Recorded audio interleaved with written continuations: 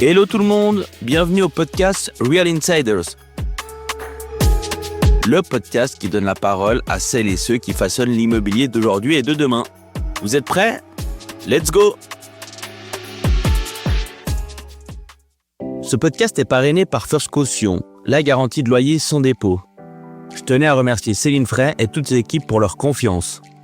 First Caution est une entreprise qui parie sur l'avenir et qui parie sur les personnes passionnées par l'immobilier d'aujourd'hui et de demain, comme tous les insiders qui passent à travers ce micro. Si vous cherchez un partenaire visionnaire et aligné avec les enjeux de notre secteur, pensez à First Caution.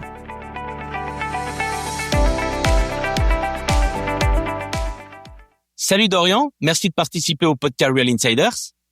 Merci à toi, merci de l'invitation. Ça fait plus de 1 an de préparation. Exact. Donc ouais. merci. Ça fait longtemps qu'on se court derrière pour essayer de trouver une date et puis pour lancer ce podcast. Donc je suis hyper content que tu sois là. C'est gentil, merci. Merci beaucoup. Est-ce que premièrement tu pourrais te présenter pour les gens qui te connaissent pas ? Avec plaisir. Donc je m'appelle Dorian. Je suis le CEO et un des 3 cofondateurs de Backbone, qui est une start-up qu'on a lancée à Genève. On en parlera après. Je suis suisse et belge et je suis basé à Genève. D'accord, génial. Et est-ce que tu peux nous raconter finalement le lancement de Backbone ? D'où ça vient ? Parce que j'avais cru comprendre qu'à la base, c'était pendant le Covid, c'était plutôt, vous avez pivoté le modèle qui à la base était dédié à de l'événementiel. Est-ce que tu peux me parler de toute cette époque et de finalement pourquoi et comment tu as lancé Backbone ? Oui, bien sûr. Alors, pour commencer, j'ai un background en finance. J'ai fait de la fusion-acquisition pendant quelques années, mais j'ai eu toujours cette volonté d'entrepreneuriat. Donc, j'ai lancé quelques petits business avant. Et Backbone est né en fait d'une volonté. C'était un autre business qui était lié au photographe. Donc, on a pris l'angle photographe. Oui. Avec un de mes associés qui s'appelle Antoine, et on a lancer une plateforme qui simplifiait en fait la vie des photographes, mais surtout des photographes artistes pour trouver leurs clients. On avait remarqué qu'ils avaient beaucoup de mal à trouver leurs clients et vendre leur art, et on essayait de créer une galerie en ligne. Ok, une marketplace. Une espèce de marketplace pour jeunes photographes qui se lancent et qui ont du mal à trouver des clients et qui ont du mal à gérer un business, c'est-à-dire faire le shipping, faire les factures, etc. Donc, on avait automatisé tout ça. D'accord. La réalité, c'est que c'est un business qui est très concurrentiel. C'est très dur de se faire de l'argent dessus. J'ai plein d'histoires là-dessus. On a fait des galeries. On était allé à Londres. On a fait une galerie physique pour montrer les œuvres. On a fait que quelques ventes. C'était pas un vrai succès. Mais par contre, ce qu'on a remarqué, c'est que le service de photographe, il y avait un vrai problème là-dessus où les gens étaient prêts à payer des sommes conséquentes. Et ils avaient surtout du mal à trouver le bon photographe au bon endroit au bon moment. Donc, on peut parler d'événementiel, on peut parler d'immobilier, on peut parler d'e-commerce, etc. Et donc, on s'est dit, ok, on va continuer ça dans cet angle parce que ça rend service aux photographes, mais il y a aussi une optimisation business qu'on peut faire. Il y a une vraie demande. Et il y a une vraie demande. Enfin, en tout cas, c'est ce qu'on voulait tester. Donc, on a lancé une espèce de petite marketplace en early no-code nous-mêmes. Et mon associé Antoine bossait à JLL. Oui. Il avait pas encore quitté son job et en fait lui-même avait ce problème-là de trouver des photographes au bon endroit, etc. Et donc voilà, en fait notre premier client a été son employé. Ok. Et c'est comme ça qu'on a remarqué qu'il y avait un vrai problème. Et de là en fait on s'est dit on va créer cette marketplace photographe, n'importe quelle industrie. Mais ce qui s'est passé, c'est que l'industrie de l'immobilier a beaucoup marché. Donc, il y a une vraie demande, c'est venu naturellement. Surtout la période Covid, tu me disais qu'il y a eu un vrai basculement à ce moment-là. Et ça, exactement. Donc, on a fait une première année avant le Covid où on a complètement bootstrappé. Et l'immobilier marchait bien, mais aussi l'événementiel et l'e-commerce. Oui. Et le Covid est arrivé.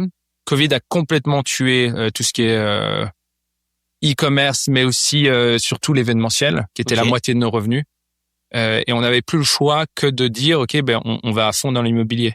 Parce que étonnamment, durant le Covid, l'immobilier a continué à bien marcher. Bien sûr. Donc, on s'est dit, on double down là-dedans. Et naturellement, en fait, on est devenu une plateforme all-in-one pour l'immobilier et créer tous les contenus visuels immobiliers. Et on a remarqué que c'était en fait plus qu'une niche, mais un vrai marché, que c'était grand et qu'il y avait moyen de faire une belle boîte sur le long terme. Et qu'on répondait surtout à un vrai problème sur le long terme. D'accord. Et donc, c'est ça qu'on s'est dit, OK, on va maintenant full speed là-dessus. Et en quelques mots, parce que tu me dis qu'aujourd'hui, ça fait 6 ans quand même que vous avez la boîte. Ouais. Donc, vous êtes passé le stade des startups, on va dire. C'est une startup. On va y revenir après, exactement. En quelques mots, que fait Backbone aujourd'hui? Quelles sont les nouveautés? On va peut-être en reparler aussi. Et puis, quelle est votre vision à long terme, finalement? Il y a 3 questions en une. Tu veux prendre ton temps? Écoute, Backbone, on est maintenant au stade européen avec nos marchés principaux qui sont le marché d'art, donc Suisse, Autriche, Allemagne.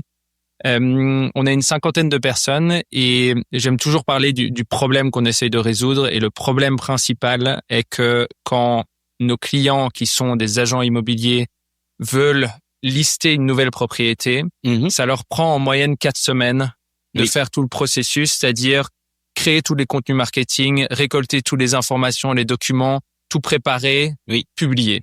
Ça prend en moyenne 4 semaines. Et ce qui est une réalité, parce que je l'applique tous les jours par mon travail. Et c'est vrai qu'en général, du moment que tu lances un projet et que tu veux le commercialiser, par exemple pour de la promotion neuve, ça prend 1 mois. Voilà. 3 semaines, 1 mois, oui. Voilà. Clair. Et encore, la Suisse est assez optimisé sur certains éléments, c'est-à-dire que la data est relativement publique. Oui. Si tu vas dans d'autres pays, il y a l'accès à l'information qui est beaucoup plus compliqué. Je pense notamment à l'Allemagne, etc. Mais c'est un autre sujet. Et donc le problème est que on prend 4 semaines pour lister une propriété. Notre mission est de réduire ça à quelques secondes. Ok. Donc on veut créer tout un environnement marketing, un écosystème marketing qui va permettre à l'agent immobilier de dire, en fait, demain je veux que cette propriété soit listée sur toutes les plateformes et que tout mon contenu marketing soit prêt pour la suite. D'accord. Donc c'est ça la mission, on va dire la vision long terme. Oui. Et pour le moment, on fait une centaine de milliers de propriétés par an. Oui. Et on a une volonté d'aller chercher plus de 10 millions par an. Donc ça passe par développer les marchés comme l'Allemagne ou d'accroître sur d'autres pays, sur le monde. Alors oui, il y a une notion internationale. Alors je pense que il y a déjà beaucoup de travail au niveau européen et l'Europe, on pourra en parler, mais l'Europe a un marché qui est quand même assez compliqué à s'étendre, surtout en PropTech, parce qu'il y a des notions, il y a des régulations qui sont très différentes. Il faut localiser son produit. Déjà, juste en Suisse, avec les communes, c'est compliqué. Donc, exactement. Je pense que dans le monde, enfin, en Europe. Déjà, les cantons, il y a des notions. On était en train de réfléchir à. En Allemagne, on a réussi à produire les certificats énergétiques. Maintenant, en Allemagne, partout en Allemagne, nos clients peuvent demander un certificat énergétique et en 24 heures, ils l'ont directement dans la plateforme. Donc, c'est en quelques clics, ils l'ont. On essaie de faire la même chose en Suisse. Mais le problème de la Suisse, c'est qu'il y a des réglementations énergétiques différentes dans chaque canton. Ce qui fait que nous, on a une volonté de créer une solution qui marche. Donc, en quelques clics, ça prend quelques secondes pour le client et que c'est livré en 24 heures. C'est plus compliqué. C'est beaucoup plus compliqué. On va y arriver, mais ça prend un peu plus de temps. Et donc, oui, cette notion d'expansion internationale pour nous est clé. On a plusieurs stratégies pour le faire. On a une volonté de devenir le leader européen en premier. On veut pas encore aller aux US. La raison est que pour aller aux US, il faut vraiment des gros muscles. Oui. Il faut beaucoup de cash pour y aller. Donc, je pense que en fait notre play c'est de devenir déjà une belle boîte européenne pour après s'étendre de manière globale. Ok. Et ça, c'est lié au fait que vous devez faire de la quantité pour être rentable ou pas du tout? Dans une logique d'entrepreneur, on va poser des questions très entrepreneurs pour les gens qui veulent lancer leur start-up, par exemple, dans l'immobilier. Est-ce que c'est l'un des points clés, finalement, si tu veux scaler? Le marché suisse, au bout d'un moment, il est limité, les agents immobiliers aussi. Ouais, ça, c'est un bon point. Pour revenir à ton premier point, la rentabilité, ça, c'est en fait un autre sujet, de la manière, donc, comment est-ce que tu construis ton business pour créer de la rentabilité? Nous, là, ça fait maintenant, un moment qu'on est rentable, mais ça veut pas dire que on a des moyens infinis pour s'étendre globalement. Donc ça c'est un sujet. Le deuxième sujet par rapport à est-ce que la Suisse en fait est un bon marché pour lancer une boîte, surtout en PropTech, c'est assez compliqué à répondre et j'arrête pas de vaciller entre oui c'est un bon marché et non c'est pas un bon marché. Parce que oui c'est un bon marché parce que c'est un marché en fait qui est très spécifique. qui en fait est pas très, il y a pas beaucoup de monde non plus dans le sens où il y a pas beaucoup de compétition. Mais il y a beaucoup de barrières à l'entrée, donc. Mais il y a beaucoup de barrières à l'entrée, donc même les leaders en dehors de la Suisse ont du mal à rentrer en Suisse. Donc si tu décides de créer quelque chose en Suisse, c'est intéressant parce que tu peux vite te faire ta niche et créer. Par contre, à partir d'un moment, et c'est pas que dans l'immobilier, hein, c'est dans beaucoup de marchés, Bien mais sûr. c'est à partir du moment où tu as la Suisse, et déjà c'est dur, Suisse romande et Suisse allemande, mais à partir du moment où tu es en Suisse, ça devient encore plus compliqué de partir à l'extérieur. Ok. Parce que en fait, c'est un marché qui est tellement spécifique. Et surtout Que dans les l'immobilier, règles, les règles sont tellement différentes en Suisse, D'un pays à l'autre même. Hein. d'un pays à l'autre, qu'en fait, on sous-estime le temps de prendre pour aller dans d'autres pays. Ok. Et nous, on considère qu'entrer dans un autre pays, ça prend 3 ans minimum. Ok. Surtout que l'immobilier, par définition, c'est immobile, donc c'est des marchés qui sont locaux, donc des fois ça se passe autour d'un café. Hein.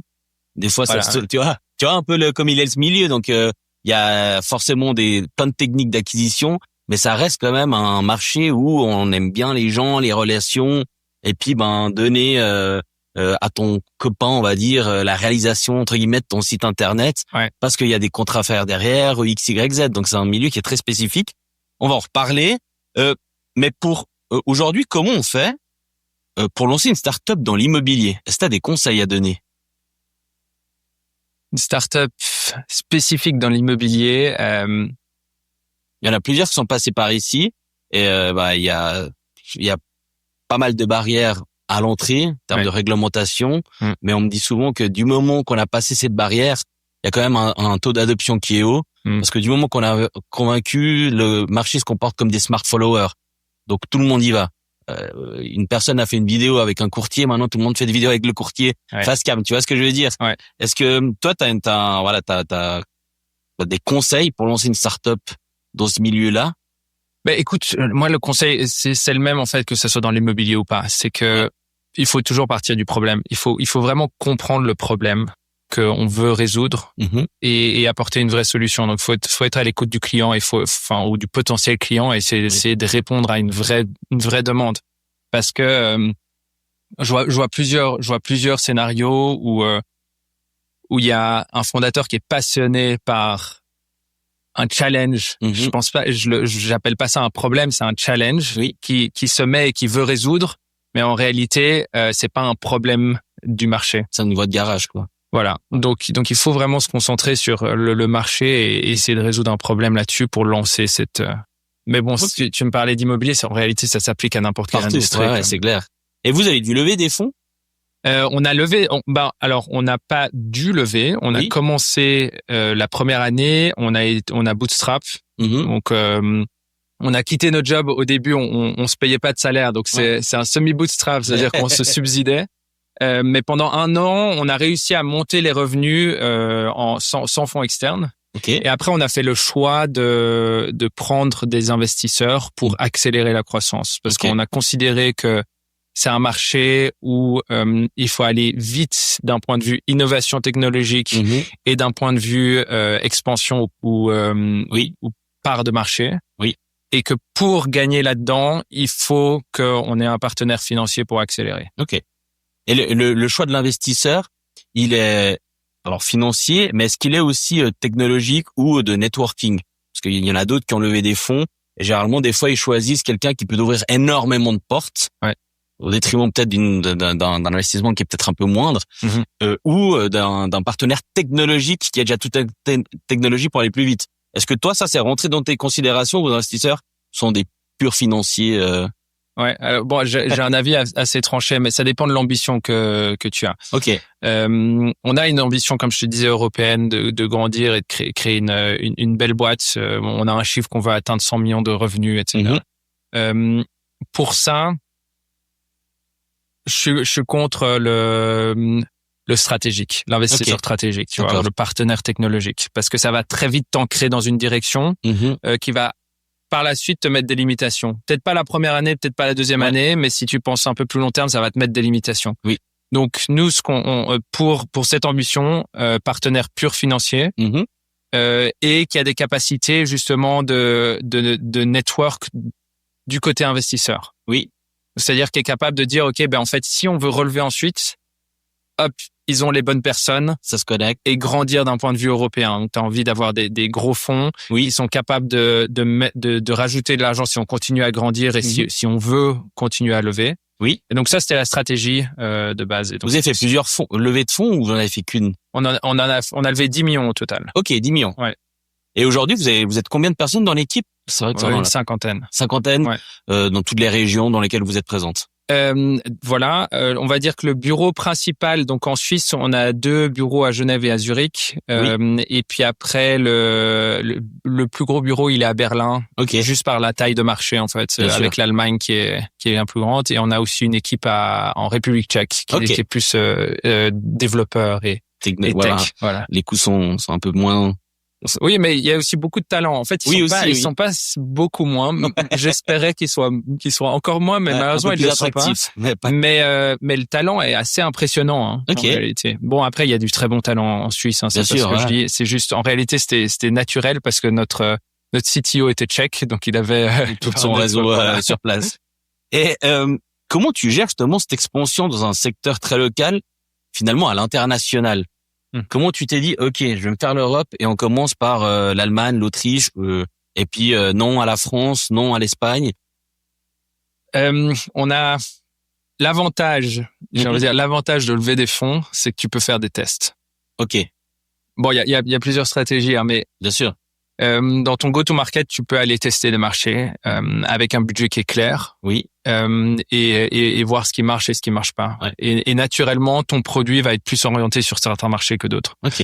Mais c'est des tests digitaux, tu fais des campagnes marketing avec des ROI, ou c'est des tests où tu vas à des événements comme par exemple ici à le Rent ou le salon de l'immobilier à Zurich et tu vois si les gens ils sentent ou s'il y a trop de concurrence? Non, il faut aller plus loin. Okay. Il faut mettre de l'investissement. Il faut que tu recrutes une équipe et il faut vraiment que tu ailles all-in dans un marché. Tester le marché. Parce que faire une campagne, c'est trop, il y a pas assez de data, c'est niche, etc. Aller sur les salons, c'est très biaisé aussi parce que tu vas parler avec quelqu'un, ça va prendre, ça va pas prendre. Ça va te donner des indices. Ouais.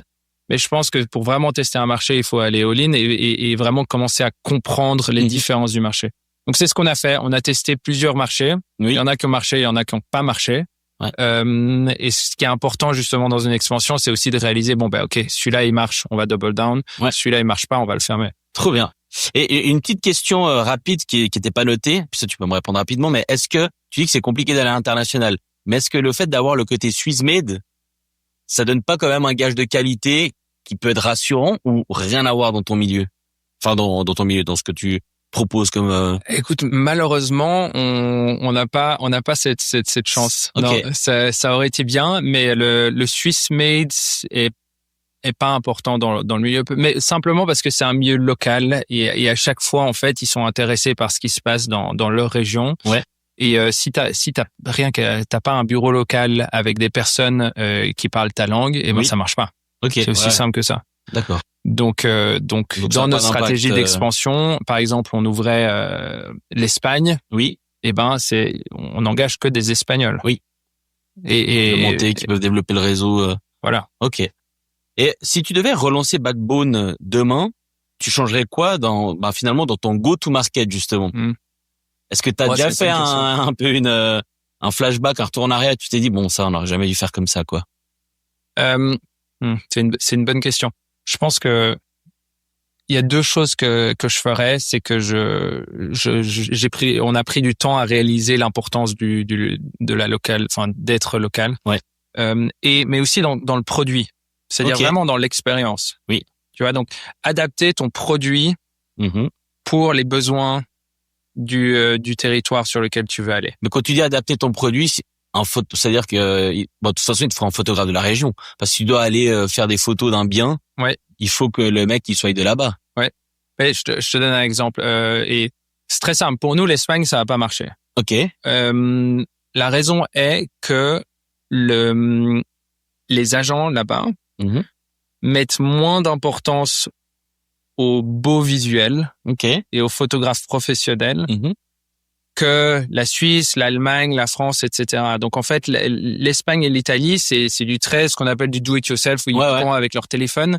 c'est lié à leurs honoraires, par exemple, parce que ici, c'est lié à leur du commission. 3%. Exactement. Donc, il y a des aspects macro c'est lié à leur commission, c'est lié au volume par agent, ou est-ce qu'ils ont du temps, est-ce qu'ils ont pas de temps, etc. Ok. Et c'est lié aussi à la culture et la manière d'opérer depuis des années. D'accord. Et les transitions prennent du temps. Maintenant, on voit qu'il y a un appétit plus en plus grand au visuel professionnel.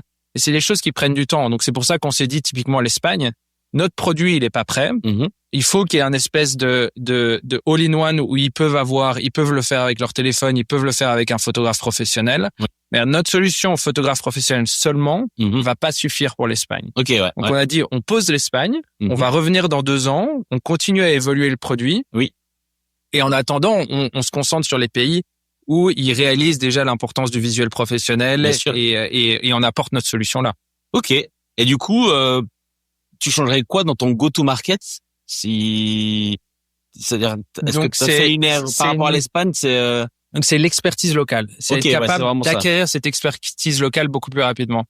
Et ce qu'on va faire là maintenant, et c'est notamment comment est-ce qu'on va ouvrir de nouveaux pays. On va passer par une stratégie d'acquisition.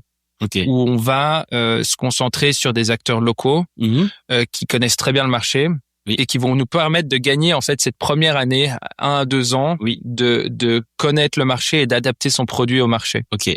Donc tu vas te plugger avec des agences de com sur place. Ouais, ça va être des agences photographes qui ont quand même un certain volume dans certains marchés. On pense à Paris, on pense à Madrid, etc.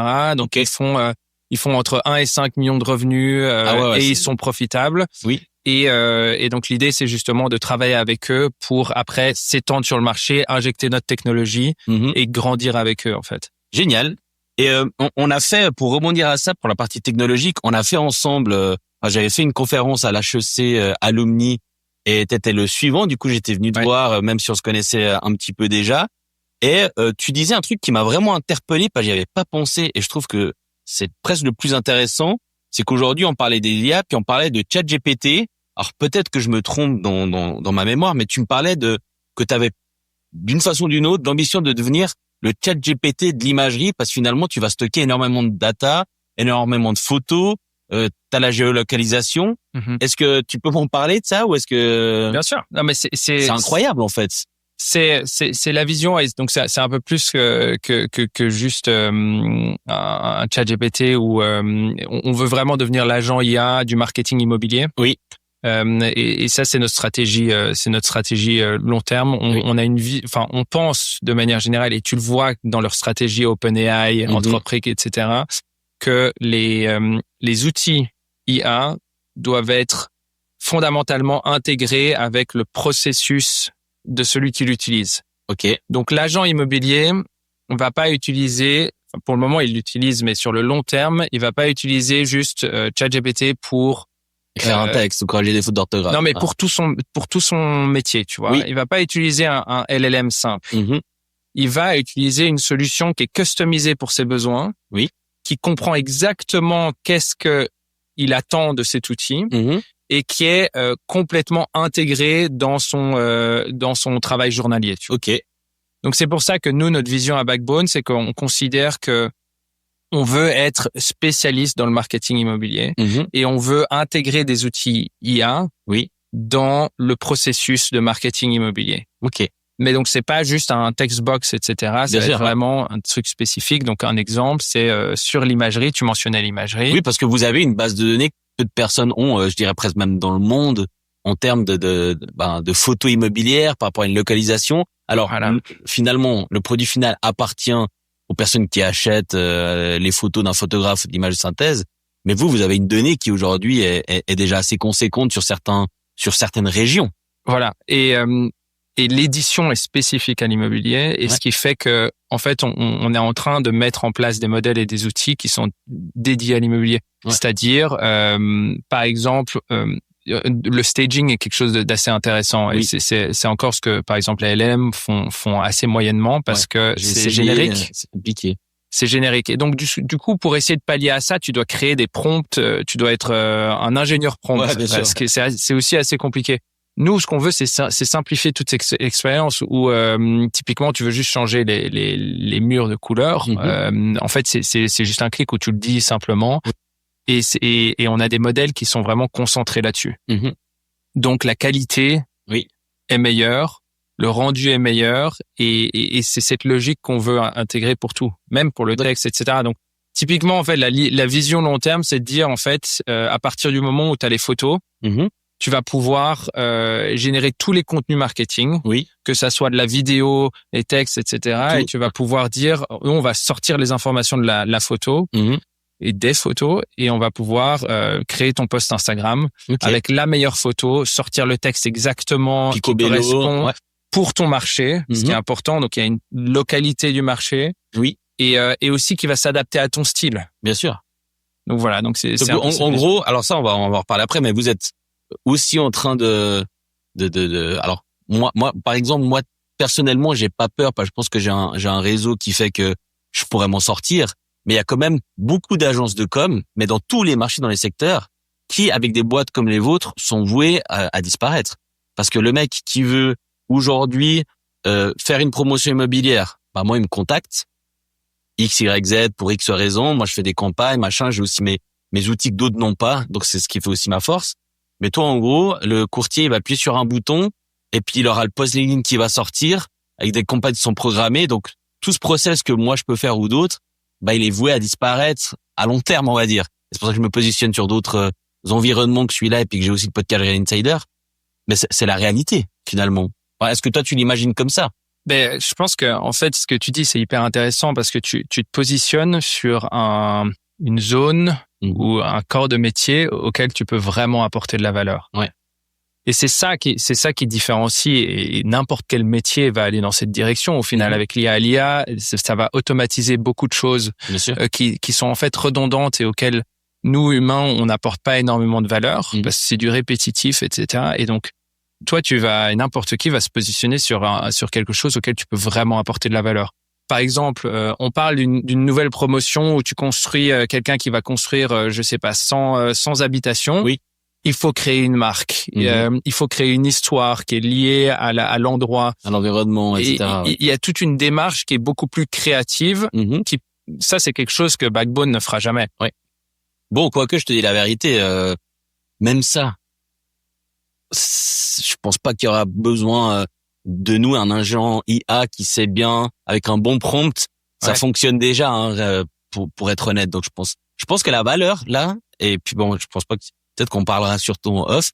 Je pense que la valeur ajoutée, ça sera justement la valeur où tu vas plutôt conseiller en amont tous ces gens-là de faire les choses correctement avec le bon prompt. Ouais. Donc être une sorte de conseiller consultant plutôt que celui qui produit. Pour moi, celui qui produit, et moi je le fais mais avec des sous-traitants. Ouais. Enfin, c'est pas des sous-traitants, c'est des prestataires de qualité, pardon. Il y en a, je vois la porte arriver et je vois que ça commence à transpirer. Et je sais que par exemple, aujourd'hui, ce qui les sauve un peu, c'est que pour faire des images de synthèse extérieures, tu dois les droner localement et puis que voilà, certains ont déjà les rushs ou c'est un truc qui est encore pas hyper technologiquement avancé, on va dire, mais pour tout le reste, une image de synthèse intérieure, t'as plus besoin de boîte locale. Pour moi, Backbone va remplacer entre guillemets toutes ces petites agences qui font ce type d'image de synthèse. Malheureusement, hein, mais pour moi c'est la réalité, puis il faut vivre avec.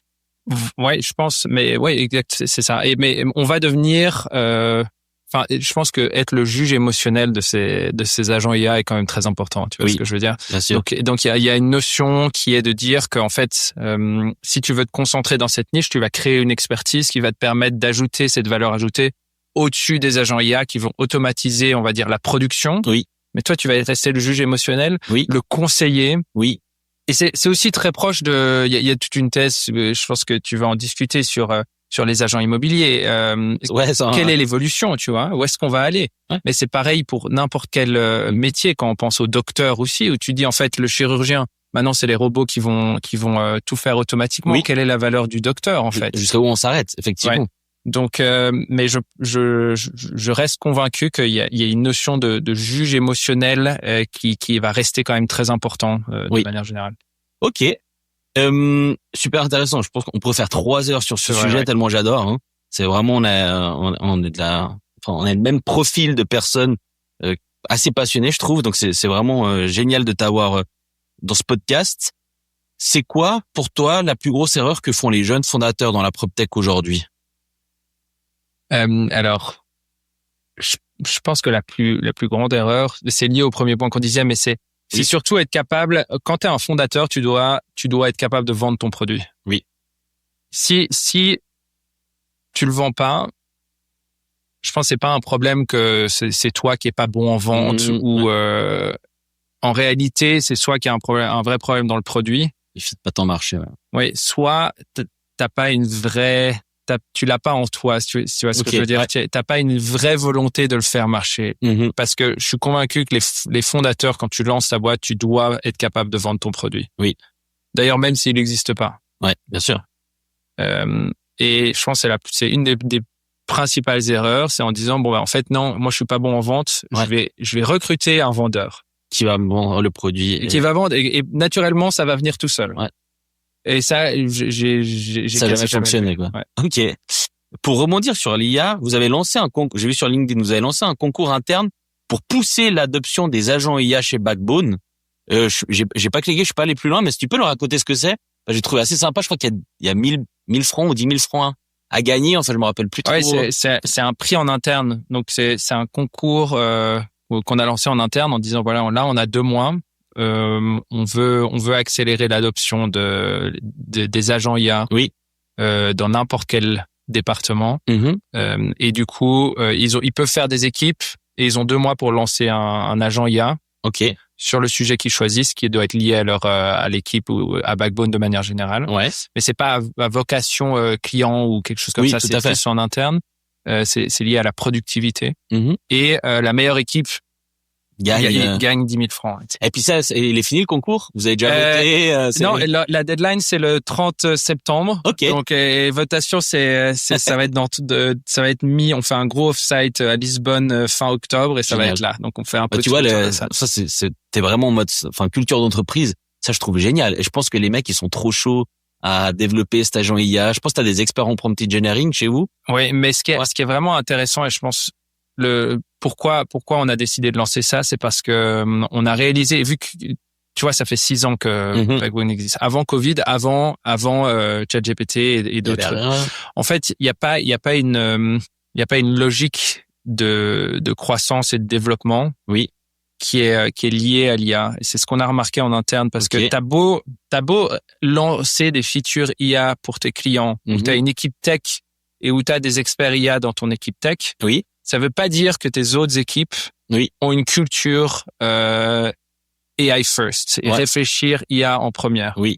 Et ça, c'est hyper intéressant parce que tu remarques que du coup, il y a certaines équipes qui vont beaucoup plus vers l'avant. Oui. Il y en a d'autres qui, en fait, restent dans les mécanismes anciens. Oui. Et le mécanisme ancien, c'est typiquement, j'ai un bottleneck là. Ouais. Ça me prend trop de temps. Donc bottleneck pour les auditeurs, c'est qu'il y a un souci, quoi, en gros. Oui, voilà. Ouais. Ça me prend trop de temps. J'ai une tâche qui me prend trop de temps. C'est répétitif. Je vais recruter. Ouais. Je vais prendre une nouvelle personne pour me faire cette tâche. Alors que la logique IA, c'est non, en fait, je vais essayer de l'automatiser. Ouais. Et maintenant, tu peux être capable de l'automatiser sans avoir des notions tech, etc. Bien sûr, ouais. Et donc, c'est un peu cette dynamique qu'il faut insuffler.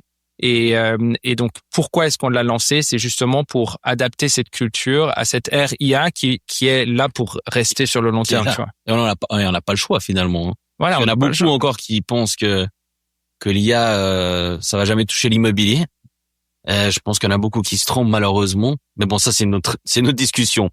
J'avais la question, alors, le rôle de l'IA, selon toi, à l'avenir. Bon, je pense qu'on a déjà plus ou moins, on en a plus ou moins parlé. Une question, parce que ça, quand on a fait la conférence HEC, j'avais émis un point et on en rediscutera après, mais comment vois-tu l'avenir des courtiers en immobilier, globalement? Et puis ensuite, je vais rebondir avec l'histoire des portails immobiliers, parce que je trouvais hyper intéressant. Alors, les agents immobiliers, tu veux dire quel est l'avenir sur le long terme du métier d'agent immobilier? Exact. En fait, je vais peut-être intervertir les questions pour que les auditeurs comprennent. En fait, tu disais que les portails comme HomeGate ou ImmoScout perdent du trafic malgré un marché stable. Est-ce que déjà, tu penses que c'est la fin de leur domination ou juste un trou noir? Parce que tu nous disais dans cette conférence que vous êtes aussi, vous, en train de vous rapprocher des portails immobiliers pour essayer de fournir une solution où finalement eux peuvent proposer vos solutions. Je sais plus si c'est exactement ça, donc je vais pas dire de bêtises. Et puis j'avais rebondi en disant, mais si aujourd'hui toi tu te connectes au portail immobilier, ça veut dire que aussi le client final qui n'est pas l'agent immobilier va pouvoir faire le travail par lui-même et donc plus travailler avec les courtiers, on va dire. Et à l'instar d'un Néo qui est venu avec des prix plus bas, il y a des gens qui veulent pas payer 3%, donc ils prennent Néo. Et moi j'ai fait ce calcul-là de me dire, en fait c'est aussi un produit qui est destiné au client final, parce que je pense qu'il y a un marché qui est énorme aussi et que ça vous développe un autre bloc de chiffre d'affaires entre guillemets. Oui, il y a beaucoup de questions. Beaucoup de désolé. Mais si tu parles du marché de base, il y a presque 50% des transactions qui se fait de propriétaire à propriétaire, oui, qui passent pas par des agents. Donc en fait, il y a quand même une belle part de marché qui existe déjà là-dessus. Et comment ça va évoluer, on va le voir, et ça dépend un peu des pays. Mais donc c'est un peu le constat de base déjà. Deuxième chose, nous on a une vocation de créer une solution qui puisse déployer la stratégie marketing le plus rapidement possible. Donc si un agent a une stratégie marketing beaucoup plus orientée réseaux sociaux, on est capable de le faire. Par défaut, ils veulent que ça soit sur les portails immobiliers, on peut les pousser sur le portail immobilier, et ça dans n'importe quel pays. Oui. Donc c'est un peu la volonté de distribuer de manière agnostique, mais de donner la possibilité aux agents de choisir leur stratégie marketing. Là-dessus. Maintenant, en termes de trafic, les portails, on a vu une légère baisse. Ça dépend un peu des pays. Il y a SMG qui vient de faire une belle IPO là, donc c'est pour le moment les chiffres sont très corrects de ce point de vue-là. Maintenant, il y a la thèse de je cherche le terme français, mais de moteur de recherche IA. Oui. Voilà, c'est ça que je cherchais. Moteur de recherche IA qui change la dynamique. Oui. Comment créer du trafic. J'avais vu une stat, j'ai oublié. C'était à cause d'un moteur, à cause de moteurs de recherche IA, il y a je reviendrai là. Ouais, il y a une perte. En plus, une perte de 40%, un truc c'était gigantesque. On est dans l'ère du zéro clic aujourd'hui. Voilà. Je vais publier un article juste maintenant pour les courtiers justement. Ouais. Et, oui, ils perdent du trafic. Et je pense que une IPO ça sert aussi à ça. Je pense ils veulent prendre. Ils veulent cash in au bon moment. Ouais. Non, mais ça reste une dynamique très compliquée. Le temps nous le dira, mais je pense que il y a un vrai besoin pour eux de s'adapter. Oui. Je pense que leur marque est très forte. Oui. Les marques de manière générale, c'est très fort et ça a fait 20 ans qu'ils les construisent. Si on pense à ImmoScout, Idealista en Espagne, Se Loger en France, c'est des marques extrêmement fortes. Oui. Et ils doivent capitaliser là-dessus. Oui. Donc, s'ils arrivent à adapter leurs produits, et des deux manières, donc attirer ceux qui vendent et attirer ceux qui veulent acheter. Oui. Je pense qu'ils auront toujours un avenir qui sera propice. Et du coup, d'où la question le rapprochement que tu fais avec les portails immobiliers, c'est parce que eux sont venus en disant, justement, on veut votre technologie pour que les gens, quand ils sont sur notre site, en un clic, ils ont tout leur dossier. Pour la partie client des agents, parce qu'il y a beaucoup d'agences qui quittent aussi les portails immobiliers. En tout cas, en Suisse romande, certains portails passent à un monopole ou un duopole si on prend immobilier.ch, et puis que ça coûte ultra cher. Est-ce que eux, ils sont venus entre guillemets vers toi en disant, on veut ce côté technologique pour leur donner plus de services, ou finalement pour les bypasser en disant, c'est le client final qui fera leur dossier ou pas? Non, la vocation première, c'est apporter plus de valeur pour leurs clients. De manière générale. Donc c'est pour ça qu'on a intégré, si on parle de la Suisse, directement dans maintenant Flatfox qui leur appartient, Casawan, des choses comme ça. Donc c'est plus de leur donner une solution d'intégration, donc créer de la valeur pour eux assez facilement, parce qu'au final ils créent de la valeur, mais c'est outsourcé à nous, etc. Tu vois. Et ils peuvent le vendre un peu mieux. Donc, c'est la logique première. Trop bien. Et vous avez levé plusieurs millions. Pour ceux qui nous écoutent et veulent lever des fonds, celle-là, on va la passer parce qu'on a déjà parlé avant, pardon. Mais c'est quoi les prochaines grosses étapes pour Backbone, pardon? Nouveau marché, produit, acquisition? Ouais, là, on est en gros focus sur le produit. Donc, C'est une grosse évolution. On adapte beaucoup de choses dans la vision produit. Ce que je te disais, d'avoir cette notion de IA intégrée dans l'outil. Oui. Ça doit être mobile first. Oui. Donc il y a cette notion aussi. Ça doit être aussi être capable d'être contrôlé par la voix. Donc l'idée, si je veux te résumer un peu comment je vois Backbone à mon avis, c'est dans 2 ans que tout sera fini. Oui. Mais d'un point de vue produit, ça va être de dire que toi, en tant qu'agent immobilier qui est tout le temps entre deux visites, entre 2 rencontres acheteurs-vendeurs, oui, tu as envie de contrôler absolument tout avec ton téléphone par la voix. Oui. Tu veux dire à Backbone, bon voilà, là je viens de faire une visite à cette adresse. Je veux que Backbone, tu m'envoies demain un photographe pour faire photo visite virtuelle à un drone. Tu viens demain à 9h, la personne de contact et cette personne, tu la trouveras dans mon CRM. Ouais. Et c'est une propriété qui vaut plus de 3 millions.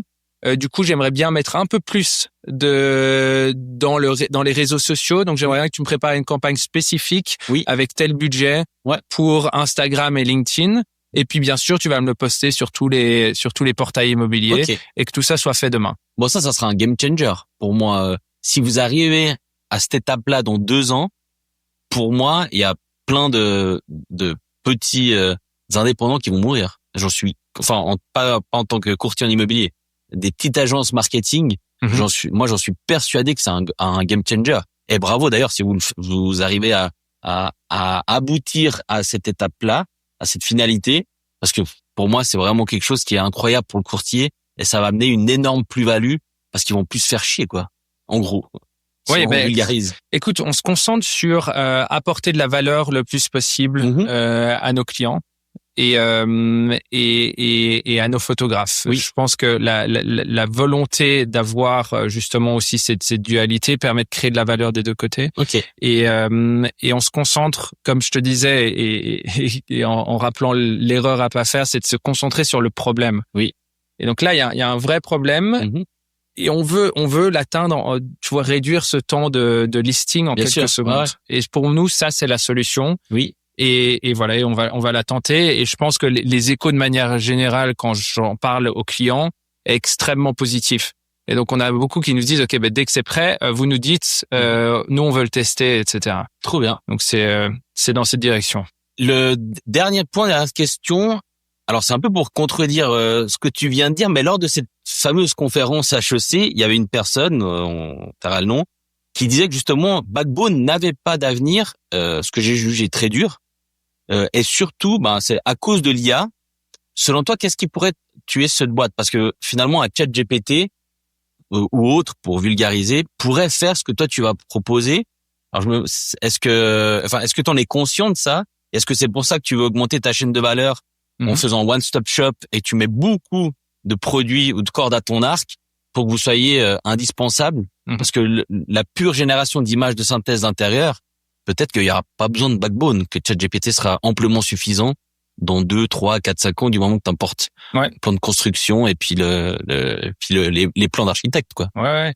Non, c'est tout à fait possible, c'est même très probable. Et c'est pour ça que on est en permanence dans une notion d'évolution et de challenger en permanence comment est-ce qu'on opère et tout le temps apporter des nouvelles solutions.